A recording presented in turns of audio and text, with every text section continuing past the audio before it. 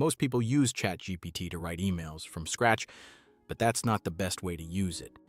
Here's the trick that actually works. Paste your rough, unpolished draft into ChatGPT and say this exact phrase.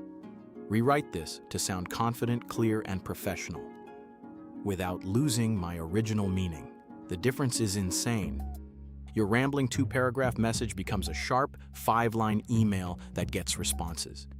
People are using this for client proposals, job applications, even difficult conversations with their boss. And because you started with your own words, it still sounds like you, just a smarter version.